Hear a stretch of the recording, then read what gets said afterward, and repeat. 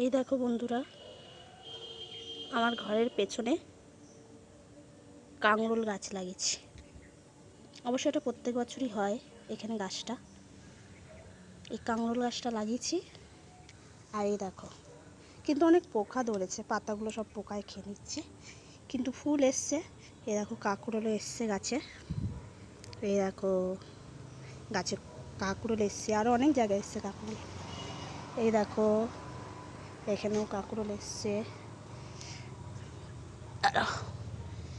অনেক কাঁকরোল এসছে। এই দেখো ফুল দেখেছো? কারা কারা কাঁকরোল খাবে বলবে, হলে আমি তোমাদেরকে পাঠিয়ে দেবো। দেখেছো কত হয়েছে?